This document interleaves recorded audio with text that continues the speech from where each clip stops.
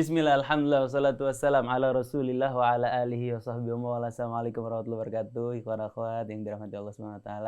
Senang banget Al-Fagir Isa Al-Kaf bisa menemani ikhwan akhwat bersama ada Kang Atep di sini dan juga ada Kang Rizal, Mas Rahman dan Fielda. Hari ini kita kedatangan tamu istimewa ikhwan akhwat bersama tokoh sosok yang ikhwan akhwat saya rasa sudah kenal semua. Bersama Cing Abdel Akhrian. Assalamualaikum Cing. Waalaikumsalam warahmatullahi wabarakatuh. Sehat ya, Bib? Alhamdulillah. Bersinar banget, Bib. Muka. Waduh, alhamdulillah. Berkat deket sama Cing Abdel. Malah gue yang butek jadinya ini. Gimana? Nggak keambil gitu sehari-hari patinya deket-deket Habib deh gue nih. Aduh, kacau dah. Tapi alhamdulillah, Cing Ya. Abdel, Masya Allah. Tadi barusan nyobain makan buah-buahan aja. Iya, di bawah pohon. Masya Allah. Lodehnya mantap. Lodehnya mantap ya. Telur kribonya mantap. Alhamdulillah. Ayam peranakannya mantap. Waduh. Tehnya apa namanya? Teh wasgitel. Nah, itu juga mantep banget. Jengkolnya jangan lupa. Jengkolnya juga, jengkol rendang. Waduh. Tapi dia lebih ke, sebenarnya kayak jengkol balado sih. Gitu. Jadi, mantap. Gue sampai nambah. Alhamdulillah. Alhamdulillah seneng banget ngeliat Cing Abdel makan. Saya sebenarnya udah makan tadi Cing. Ngeliat Cing Abdel makan jadi makan. Saking nafsunya. Masya Iya, Allah. iya. Alhamdulillah. Alhamdulillah. Cing kita ini udah ngikutin Cing dari lama Cing ya. Dulu dari zaman Abdel. Berarti maksudnya gue udah tua gitu, Bib. Betul. Cing Abdel juga senior kita di FISIP. Iya, kita satu alma mater ternyata ya. Alma mater ya. Iya, satu alma Dari mater. UI. Dari FISIP UI ya. Cuma beda angkatan aja. Beda ya, cuma beda berapa tahun. Beda berapa tahun ya. Iya. Kebetulan Cing Abdel masih diajar sama Miriam Budiarjo. Tapi masih ada sih waktu itu Masih memang ada? ya. Beneran? Bener masih ada. Masya Prof Allah. Miriam masih ada waktu itu. Masya Cuma Allah. mungkin udah nggak aktif ngajar. Oh. Kan kita masuk situ buku awalan dari dia kan, pengantar ilmu politik. Betul. Yang biru. Hmm. Yang biru ya Prof Miriam. Terus gedung-gedung tuh masih sampai E dulu cuma gedung. Iya. Gedung sampai E. Oh. Sekarang kan udah sampai apa? Betul. Terakhir. Sampai G. Sampai G kan. G apa M ya? G Sampai duluan M. apa M duluan sih? Iya. F G. lupa. Kalau abatasa apa? Kalau B C D agak lupa dikit. Abatasa apa? Iya. Ya Allah, Cing Abdel kan dulu masuk sebagai pelawak ya bersama Iya, betul. Bang Temannya. Iya, Kemudian masuk ke dunia dakwah cukup Iya. lama ya. Iya, Lamaan di dakwahnya kayaknya bersama Sebenarnya duluan sama Mama Dede dibanding sama Abdel Temon. Oh iya. Mama Dede itu mulai tahun 2006 atau 2007 ya. Di Masya Temon Allah. itu tahun 2008-an lah. Jadi duluan. Hmm. Cuma mungkin acara sama Mama Dede itu nggak begitu ada terus booming gitu. Oke. Memang itu cukup berangsur-angsur lah. Itu awalnya acara Hmm. jam 10 pagi. Oke. 2 kali seminggu. Hmm. 1 jam. Sebulan tayang kalau nggak salah. Diturunin jadi setengah jam. Itu tanda-tanda acara jelek itu. Iya. Udah diturunin. Udah 2 kali seminggu. Terus diturunin sekali seminggu. Ini mah bungkus nih sebentar lagi nih. Hmm. Terus karena TV itu katanya secara peraturan harus punya konten agama. Oke. Jadi tetap harus ada itu konten Harus ada. agama. Gitu. Dipindahin ke jam 5. 5 pagi subuh. Iya. Live. Hmm.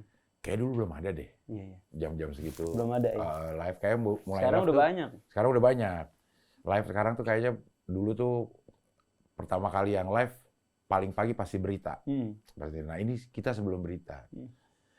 Siapa yang mau nonton ini pada? Malaikat subuh doang kali. Nah iya. Malaikat subuh sama wali Allah. Nah itu juga kan dia pada nggak megang TV, nggak megang remote. Iya. Bener juga ya. Jadi ini mau siapa yang nonton? Gitu ya. Tapi justru ternyata di situ Hikmah ya. banyak orang yang udah selesai subuhan, nunggu aktivitas jam 6-an tuh ngapain ya Betul. gitu. Sambil ngopi. Sambil ngopi gitu. Iya, Terus iya. emak-emak tuh sambil nyiapin pakaian mungkin, makanan buat keluarganya sambil masak. TV-nya nggak ditonton, cuman Suaranya dengar. digedein kayak siaran radio. Ternyata sambutannya alhamdulillah luar biasa itu malah. Live terus buka interaktif, banyak juga yang telepon, banyak ini. Ternyata akhirnya jadi setiap hari. Akhirnya jadi malah setiap Masya hari Allah ya. gitu. Dan cukup lama juga itu, Bib.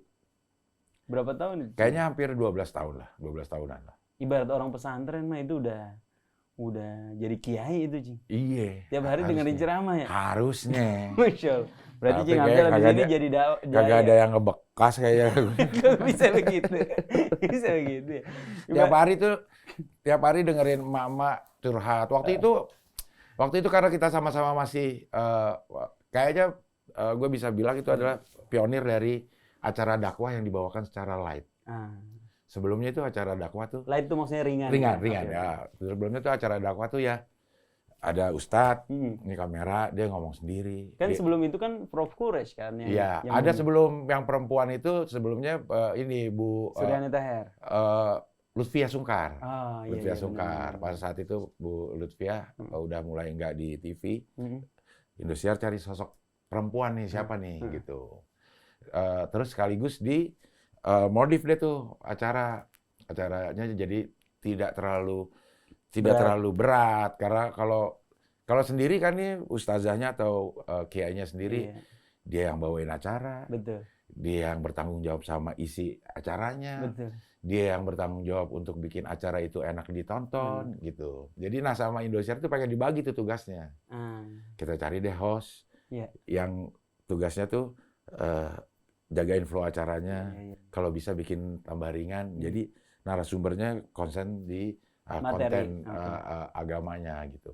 Kebetulan Mama Dede juga lucu. Iya. Mama Dede juga lucu, pinter, terus ngebawain apa namanya acaranya tuh relate sama orang-orang gitu, ngerasa dengerin emak lagi ngomong.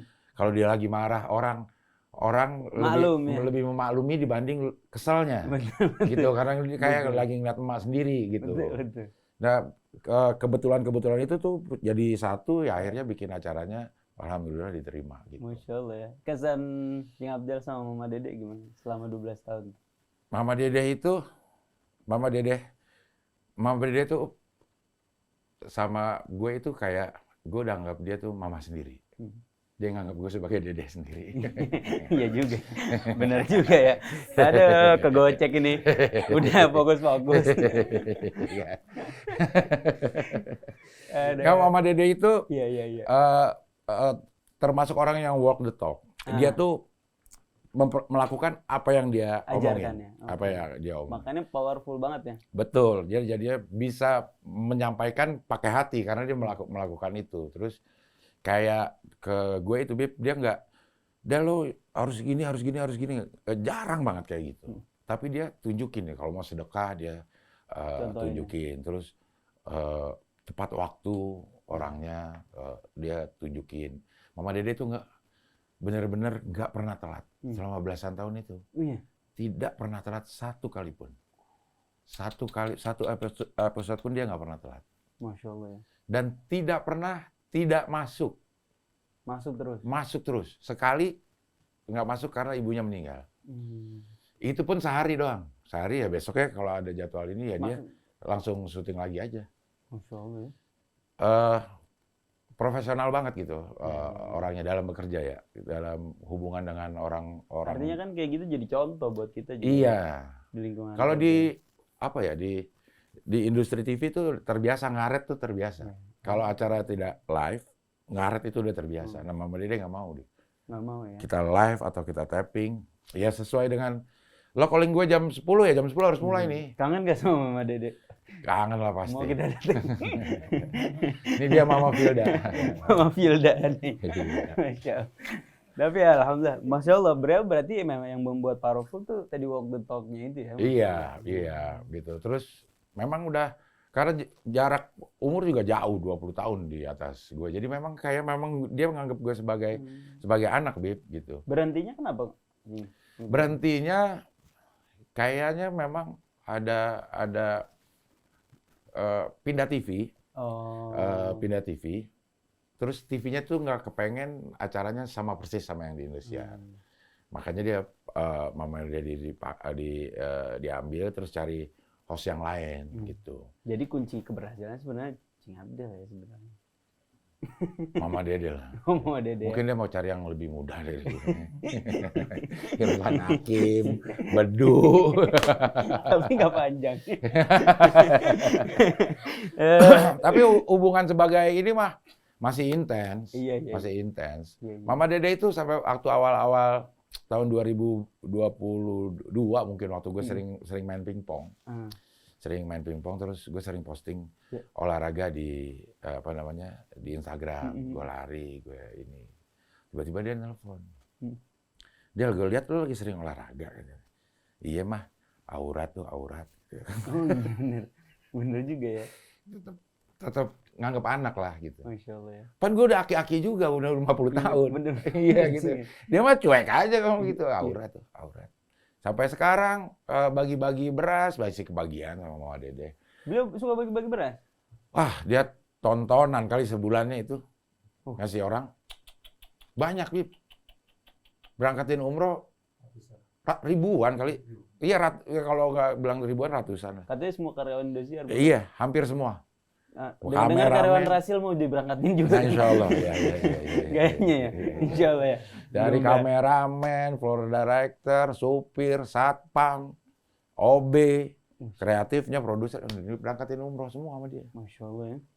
Pahalanya bagaimana tuh ya? Iya, banyak benar emang. Itu yang bikin beliau rezekinya, Masya Allah ya. Betul. Allah ngalirin terus, Masya Allah. Iya.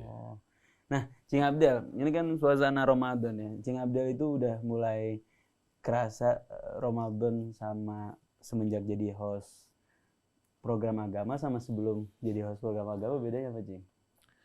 Bedanya apa ya? Sebenarnya kalau mau dijujur-jujur, kalau ada yang bilang orang yang bergembira pengen datang bulan Ramadan itu balasannya tuh luar biasa gitu. Betul. Nah, gue ngerasa kayaknya gue kurang dah gembiranya gitu. Kenapa?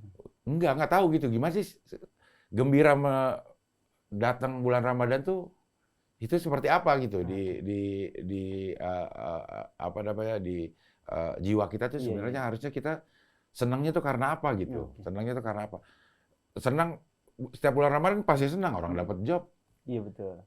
Setiap sahur. Tapi masa karena dunia gitu. Nah, iya kayak gitu. Ini iya. Kayaknya gembiranya karena apa ya? Kayaknya gue lebih banyak kesenangan karena dapat job dah gitu. Iya. Atau sebenarnya ada yang harus kita, nah justru kita mau nanya nih, sebenarnya ada hal yang harus kita tata nggak sih?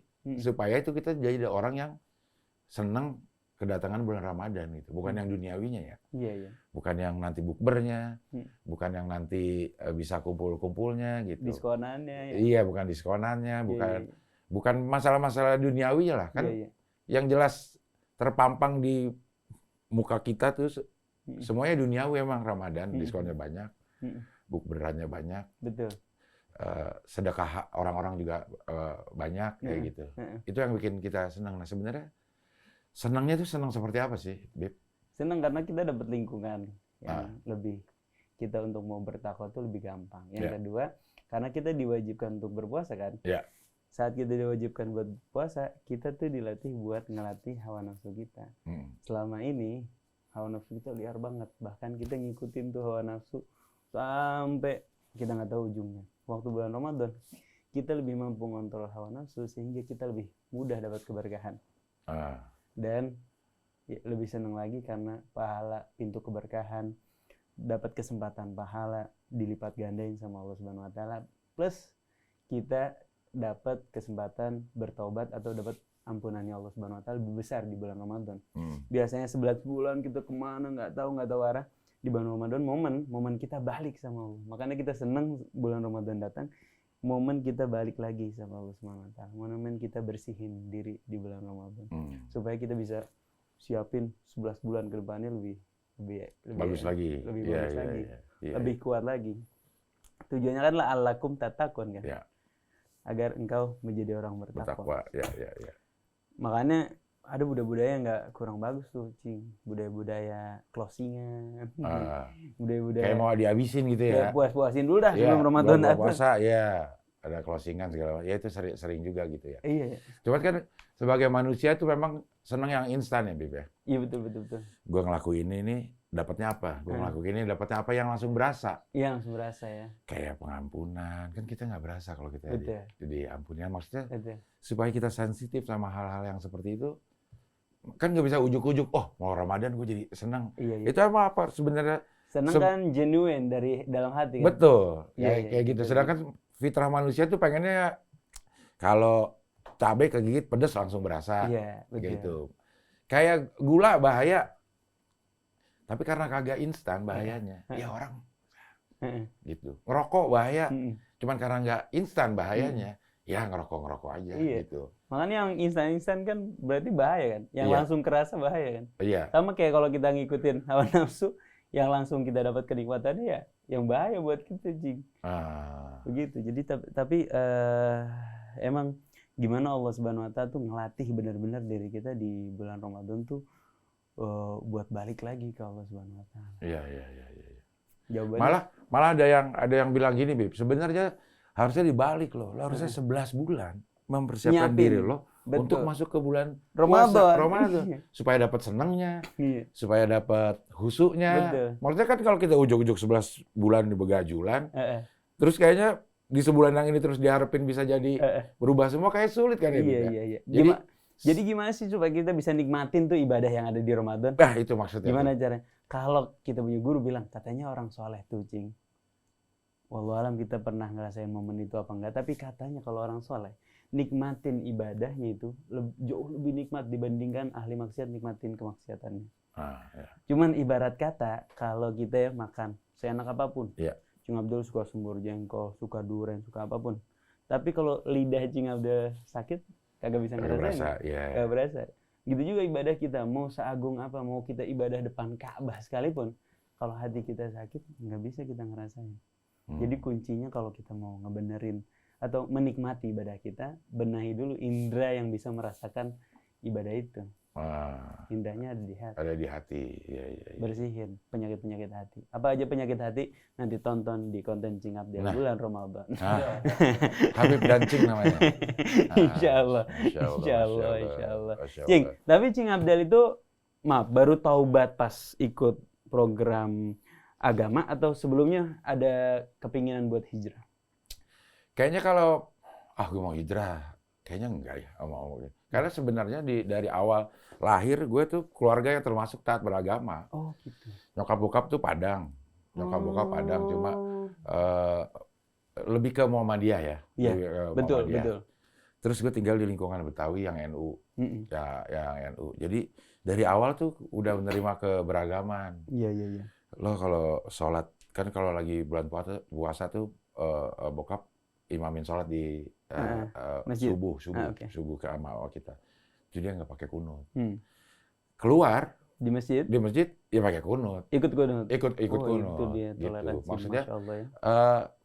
Kemeninggalan di keluarga tuh nggak ada tahlilan, nggak ada 7 hari. Tapi kampung adat ini ya ikut. Nggak tabu dengan perbedaan. Nggak tabu dengan perbedaan. Mungkin udah dilatih gitu. Di dalam rumah cukup keras bokap, nyokap ininya. Jadi pondasi-pondasi agama, pengetahuan agama tuh udah didapat dari kecil, bukan buta sama sekali. Terus ada momen akhirnya belajar agama, enggak. Malah gue waktu SD tuh sekolah negeri sama madrasah. Di kampung tuh di sistem dulu ya? Iya, di kampung di Pisangan tuh ada madrasah. Jadi madrasahnya malam, sekolah sampai sore, madrasah 3 kali seminggu. Madrasah belajar. Di Jakarta apa? Asyafi'iyah ya? Asyafi'iyah mah apa gitu di Jakarta? Sekarang TPA mungkin ya? Sistem TPA ya? Mungkin ya. Enggak, bukan lembaga formal lah itu. Artinya lingkungan keislaman tuh dari kecil? Udah dari kecil udah kenal. Alhamdulillah. Dasar-dasar agamanya udah. Tapi sempat kejerumus obat-obatan kan? Iya, itu menurut gua adalah sebuah proses. Bukan proses sebenarnya, sebuah pilihan yang bego yang dilakukan. Karena sebenarnya semua kita ada pilihan, Bib. Iya betul. Kita nggak bisa nyalain lingkungan gue begini, gue jadi begitu. Keluarga gue broken home, gue jadinya begini. Kan Ada orang yang broken home tapi nggak narkoba, ada. Betul juga ya. Ada juga orang yang lingkungannya begajulan tapi nggak narkoba, ada. Ada juga, benar. Waktu itu gue salah milih ke lingkungan yang ada narkobanya. Gitu. Keputusan, kan kita dikasih free will ya. Betul. Kita dikasih nggak usah mau narkoba apa nggak, mau sholat apa nggak aja terserah kita. Betul juga. Nggak ada yang bisa kita. Hanya manusia yang punya begitu. Iya, punya kebebasan gitu. Cuman manusia juga yang diberi akal untuk memahami kalau lo udah memilih sesuatu, ya jalanin dong sesuatu itu gitu. Ambil tanggung jawab. Ambil tanggung jawab dari itu. Nah, karena gue udah memilih narkoba, gue tanggung jawab, gue jadi pakai terus. Jangan dong. Jangan gitu, kan gitu. Jangan, Bukan gitu. Untung ini anak-anak kecil belum pada bangun ini kayaknya. Waktu diputer. Iya. Milih lingkungan yang salah. Milih lingkungan yang salah. Udah tahu itu dosa, tahu. Nggak mungkin nggak tahu lah. Kayak semua pemakai narkoba tahu dah itu dosa. Cuman rasa takut dosanya itu kalah sama hawa nafsunya ini gitu. Tahu bahwa itu salah gitu. Cuman terus dijalanin karena kalah sama hawa nafsu semuanya. Jadi bukan karena jauh dari agama nih. Berapa lama itu? Kayaknya lama dah. Kayaknya kalau hitung-hitungan tahun mungkin bisa puluhan tahun lah ya. Bisa puluhan tahun lah itu sama narkoba itu. Kencang juga duitnya, Jeng. Nah itu dia penyebabnya salah satu. Karena duitnya. Gue itu secara ekonomi tidak kekurangan. Secara ekonomi tidak kekurangan. Bukan dari keluarga yang kekurangan. Jadi ada aja lah bohong-bohongnya sama keluarga bisa gitu. Dapat buat beli ini. Cuman yang terparah lah ya. Yang terparah itu begitu masuk ke narkoba jenisnya putau tuh namanya. Putau, heroin. Nah, itu yang lebih parah, lebih ngabisin segala lini kehidupan gue, aset temen hilang, aset temen. Maksudnya temen udah nggak punya lagi nih. Dalam arti pertemanan udah nggak ada lagi. Apa? Udah terlalu nikmat sama obat itu. Betul gitu. Sama orang tua juga durhaka, bukan sekedar jauh, durhaka sama kakak juga durhaka, sama adik jadi galak gitu. Pada saat yang bersamaan tuh pikiran memang jangkis itu pikirannya tuh. Pada saat yang bersamaan kita mikir kita yang benar. Ini orang tua gue kok gak ngerti gue banget deh, keluarga gue kok gak ngerti gue banget. Padahal kelakuan kita yang membuat kita seperti itu udah dibolak-balik lah ininya lah, udah dibolak-balik. Rasanya tuh udah dibolak-balik, terus nilai-nilai sosialnya udah ke bolak-balik gitu. Ngerasa keren kalau mabok, itu kan kebalik kan ya, kebalik gitu sama kita. Ngerasa keren kalau mabok, ngerasa keren kalau rebel, ngerasa keren kalau ngelawan orang tua. Kan itu udah dibolak-balik gitu. Jadinya ya semakin dilakukan semakin terjerumus, semakin dilakuin semakin dalam sampai mentok lah gitu. Gitu, Bib. Akhirnya baliknya gimana? Proses tobat? Balik itu tahun 2000-an lah. 2000 awal itu. Sebelum program itu? Sebelum program. Bahkan jadi, sebelum masuk entertain ya? Iya, kalau sebelum masuk TV. Gue awal kan radio. Oke. Radio. Terus di tahun 2000 itu udah keluar masuk rehab di tahun 2000 lah, 2000 awal itu. Nyokap tuh udah mulai sakit-sakitan gitu. Terus udah sering lah ngumpulin anaknya, kasih pesan-pesan gitu. Termasuk kasih ke gue pesannya gitu, Bib. Nyokap itu ngomong nih di satu kesempatan, nyokap ini ngomong pakai bahasa gue aja nih, Del, kalau gue mati nanti, kata dia gitu, ukuran lo sebagai anak yang berbakti, bukan lo kaya, lo punya mobil banyak, punya rumah gede, bukan. Ukuran kebahagiaan gue dan ukuran lo itu anak berbakti buat gue, kata dia. Cuma saat nanti lo mati dalam keadaan clean, nggak pakai narkoba. Udah cukup segitu doang. Beda jauh sama orang ya, lain lah. Bakti kepada orang tuanya, ya gue cukup nggak pakai, mati dalam keadaan nggak pakai, udah dijanjiin, udah dibilang jadi anak yang berbakti gitu. Sekarang anak-anak yang lain mungkin dibebanin lo urusin gue nanti kalau udah tua, gitu loh, biayain gue kalau ini. Gue nggak sampai kayak begitu, Beb. Simpel banget gitu. Pokoknya lo mati dalam keadaan clean, nggak pakai narkoba, ya udah itu lo jadi anak berbakti. Baru setelah itu berusaha mati-matian. Mati-matian untuk ini. Alhamdulillah begitu nyokap meninggal, gue dalam keadaan clean. Dan mudah-mudahan nanti gue meninggal juga dalam keadaan clean. Amin, insyaallah. Mudah-mudahan pas ketemu di sana, oh keren loh dia udah berbakti. Kan masuk surga kan udah berbakti sama orang tua. Iya dong. Iya. Ntar gue tagih loh, Mami. Mana Mi? Mami, gue tagih ntar. Gue panggil Mami. Iya. Clean nih, gitu. Insyaallah, ya Allah. Tapi masih orang tuh pakai lagi, berhenti pakai lagi tuh faktor utamanya adalah kesombongan. Maksudnya? Gue mah bisa nih sekali pakai, nggak bakal canduan lagi gitu. Oh iya ya.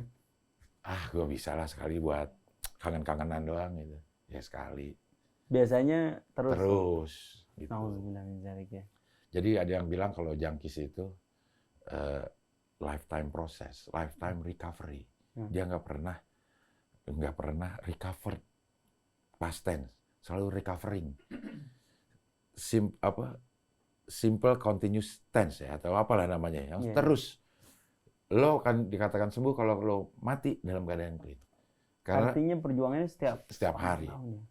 Setiap hari harus. Karena setiap tahun kan ada kemungkinan aja balik lagi tuh, ada kemungkinan besar gitu. Cuman ya harus dipertahankan supaya nggak. Makanya yang belum nyoba jangan coba-coba. Jangan, itu bukan barang buat dicoba. Karena apa? Karena emang ada enaknya ya. Harus jujur ya. Iya.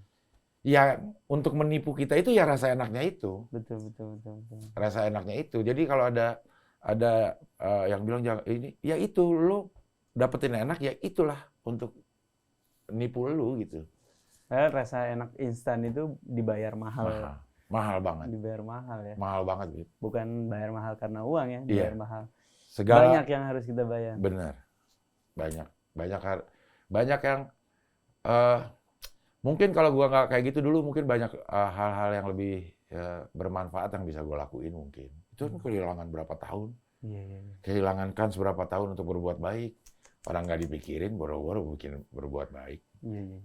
Wah, Masya Allah, berarti perjuangan lepas dari itu cukup berat juga ya, puluhan tahun ya, Cing ya? Iya, maksudnya banyak terbuang waktu lah. Gitu. Tapi setelah lepas, gimana Cing? Yang Cing rasain perbedaannya? Perbedaannya ya, jadi nggak takut. Karena kan itu semasa itu pula berbohong terus ke semua orang. Jadi ada rasa takut ketahuan, rasa ini. Sekarang sih lebih enteng menjalani hidup tuh lebih enteng aja. Gitu. Oh, alhamdulillah. Karena kalau dulu kan mau ngapa-ngapain tuh tujuannya dapat barang itu gitu. Tujuannya dapat barang itu. Apapun pekerjaannya tujuannya bakal untuk dapetin barang itu. Kalau lo pakai cara yang benar nggak bisa ya pakai cara yang. Berarti dari masih kecil banget ya? Iya pakai sekolah ya? Iya sekolah lah gitu, kuliah juga pasti.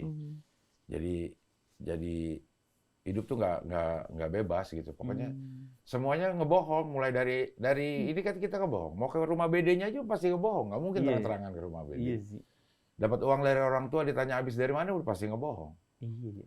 Kita akhirnya nggak sekolah ditanya pasti ngebohong juga. Semua perjalanan dari bangun tidur sampai tidur lagi ngebohong semua isinya. Nggak ada jujur sedikit juga. Ala kulli hal. Iya. Alhamdulillah. Tapi itu proses aja. Proses. Ya, akhirnya bisa. Alhamdulillah. Ke Radio Saturaima. Alhamdulillah. Juga Masya Allah. Awal entertain berarti sama Mama Dede. Apa siaran radio dulu? Siaran radio itu tahun 89 waktu pertama kali lulus SMA, masuk kuliah sekaligus siaran radio. Radio itu radio komedi dulu ada namanya Radio SK. Radio Kayu Manis, bukan? SK itu apa singkatannya? Pokoknya di akronimin jadi senyum dan ketawa gitu. Sama Mbak Nuning tuh ya? Sama Mbak Nuning bareng di radio DFM. Beda lagi radionya itu. Jadi masuk di situ, lingkungannya komedi, kerjaannya komedi, circle pertemanannya komedi. Ya kerjaan jadi datang dari yang berbau-bau komedi lah gitu. Ya, jadi masuk ke situ, masuk ke dunia entertainment ya di situ ya jalan aja tuh terus. Cuman sempat kepotong sama masa-masa narkoba gitu. Jadi begitu selesai narkoba masuk lagi ya ke circle komedi lagi gitu. Ya, alhamdulillah sih, Alhamdulillah. Allah masih tolong ya. Iya. Zaman Abdel Temon, kan itu bung naik banget tuh kan, Cing Abdel kan, masya Allah. Itu gimana tuh Cing ceritanya? Itu Abdel Temon itu apa ya? Jadi ujiannya tuh kita tuh dikasih nikmatnya tuh terlalu berlebihan. Terlalu berlebihan. Walaupun udah ada Mama Dede ya, cuman tuh beda jauh sama kondisi waktu Abdel Temon. Dari kan Mama Dede dulu baru Abdel Temon. Iya, dia, tapi naiknya itu acara Abdel Temon duluan. Oh iya. Abdel Temon tuh begitu keluar langsung booming gitu. Mama Dede itu perlu berapa lama untuk jadi booming.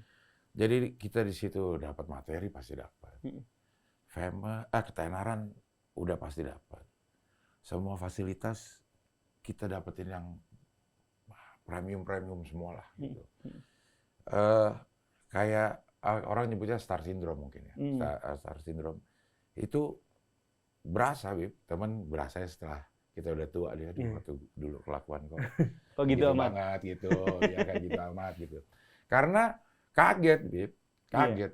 Orang di sinetron itu lingkungannya itu membentuk orang untuk jadi sombong.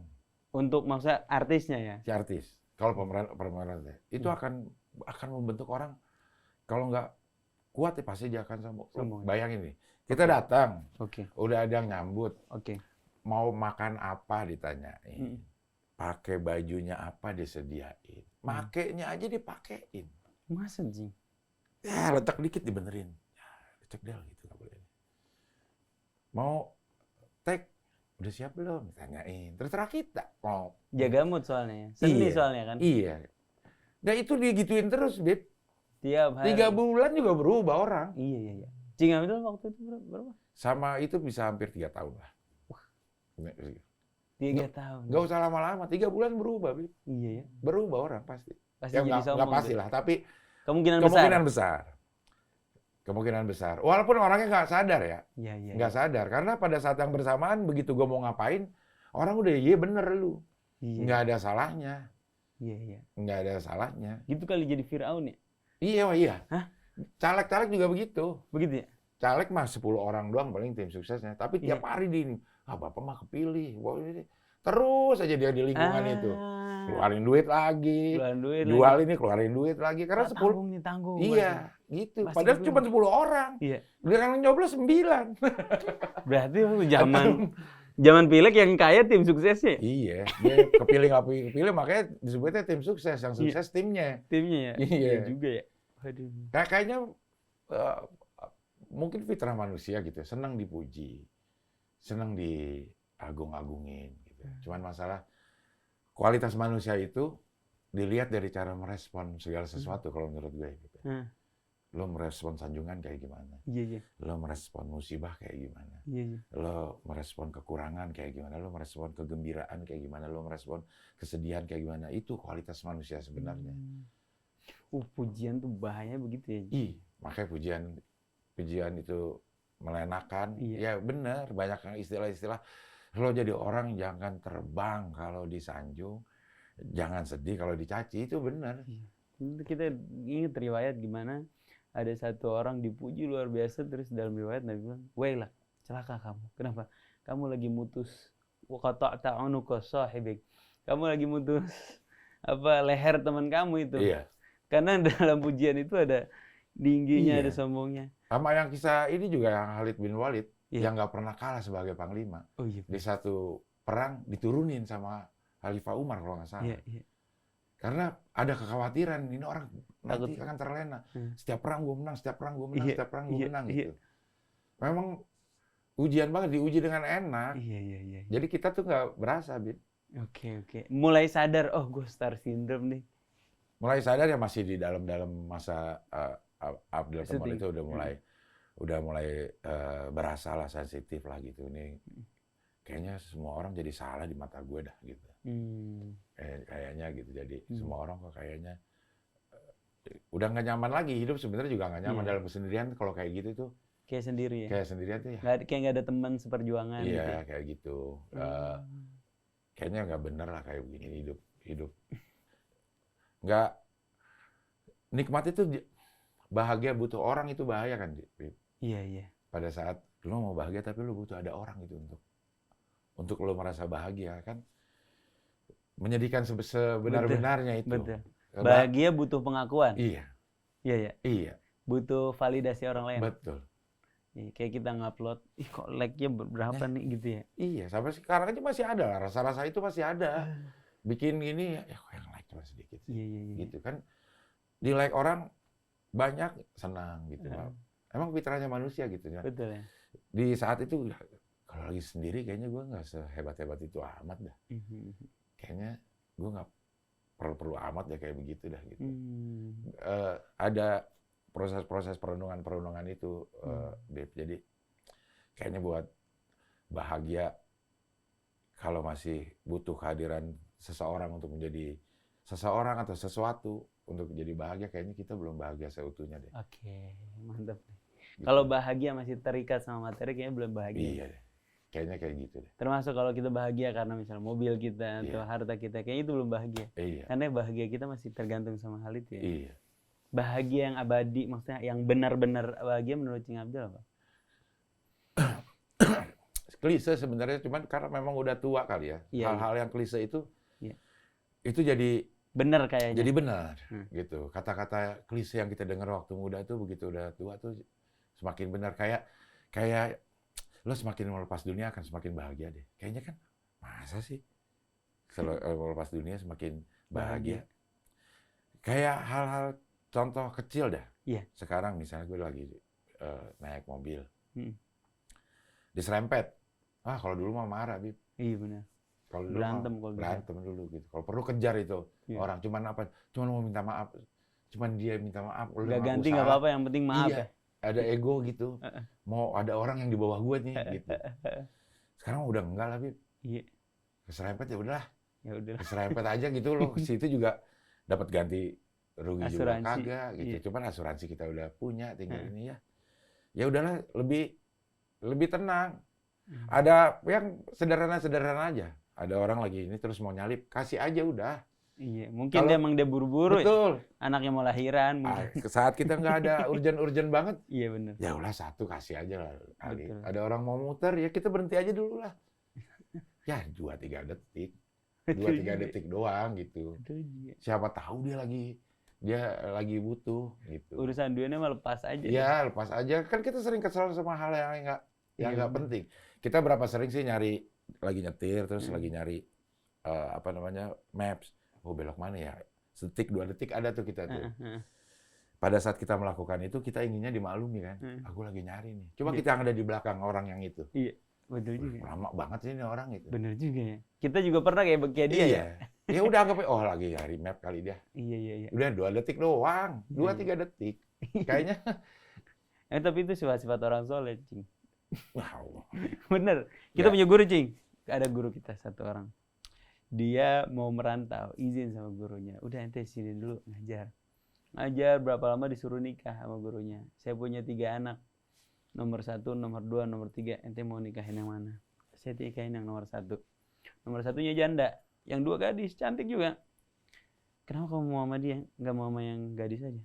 Kasihan kalau nggak saya nikahin. Nanti siapa yang mau nikahin dia? Yang janda. Masya Allah ya. Orang soleh kerap kali begitu. Dia waktu udah berkeluarga, udah punya tanah, punya aset banyak. Ada satu orang datang ngeklaim tanah dia.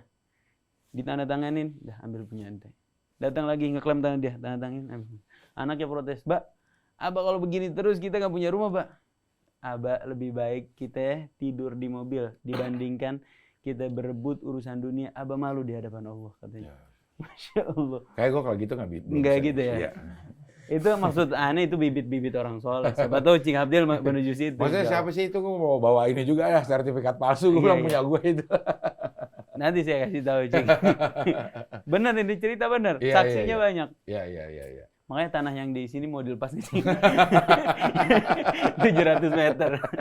Coba Cing Abdul punya tanah di sini yang mau, silakan ikhwan akhwat. Iya, Siapa tahu iya. buat pesantren ya Cing ya. Iya. Insyaallah. Ya tapi baru hal-hal yang kecil-kecil aja lah yang Iya. yang bisa dilakuin sedikit demi sedikit, yang kayaknya hal-hal yang sepele sebenarnya itu kayaknya bisa bikin bahagia. Kayak kita sabar aja, lampu baru hijau udah tantin gitu. Itu ngerusak mood kita sendiri loh sebenarnya. Gitu ya? Iya. Kitanya yang Iya. ngelaksan. Oh. Itu mood kita kan Waktu kita kesel sama orang, kita yang ngebuang energi kita ya. Iya. Oh gitu ya Cing ya. lah iya kan. Kan energi yang dibutuhkan untuk menangis karena sedih dan menangis karena bahagia sama kan? Iya juga ya. Sama-sama menangis gitu. Sama-sama aja gitu.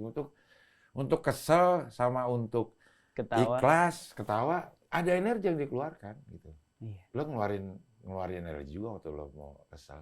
Sama kayak biaya. Iya. Biaya yang kita keluarin buat ibadah sama biaya yang kita keluarin buat maksiat sama-sama aja. Sama-sama ada. Outputnya jauh berbeda gitu.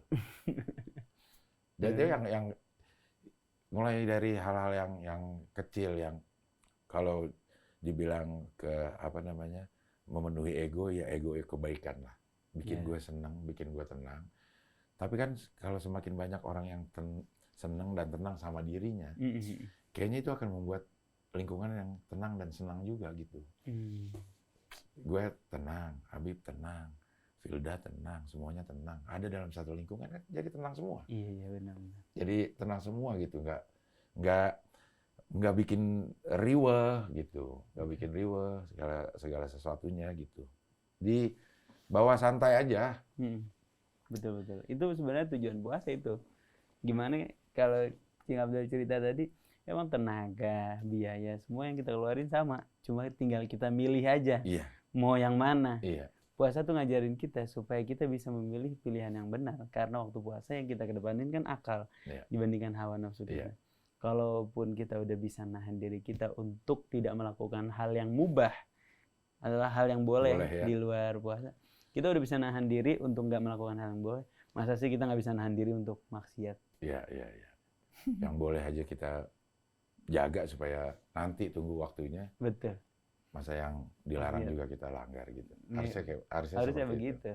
Makanya kan katanya kalau puasa tapi masih ngomongin orang, puasa masih bohong, puasa masih ngelihat yang haram gitu, pahalanya hilang. Kenapa? Karena esensinya nggak masuk. Esensinya kagak ada. Percuma deh puasa ya, dapatnya lapar aus doang. Lapar dan aus doang, ya. Waduh, Masya Allah. Banyak banget kita dapat pelajaran Bisa pagi hari ini sama Cing Abdul. Makasih banyak ya, Cing. Ya, sama-sama. Mudah-mudahan ini bukan pertama dan terakhir, insya Allah. Insya Allah. Mudah-mudahan jadi ajang silaturahim, mudah-mudahan jadi wasilah hidayah buat ikhwan akhwat sekalian di rumah. Sehat-sehat ikhwan akhwat bulan puasanya. Mudah-mudahan Allah terima puasa kita. Dan mudah-mudahan saudara-saudara kita di Palestina udah segera Allah kasih kebebasannya. Amin ya Allah. Allah luangkan mereka di bulan Ramadan ini bisa merasakan kenikmatan sebagaimana kita merasakan kenikmatan bulan Ramadan ini. Amin ya Allah. Insyaallah. Amin ya rabbal alamin. Ikhwan akhwat, mari sama-sama kita tutup dengan baca doa kafaratul majelis. Subhanakallahumma bihamdik asyhadu an la ilaha illa anta astaghfiruka wa atubu ilaik. Makasih sekali lagi Cing Abdul. Makasih Mas Atef dan Mas Rizal dan Mas Yusuf sebangkit di meja operator. Assalamualaikum warahmatullahi wabarakatuh. Waalaikumsalam. Makasih.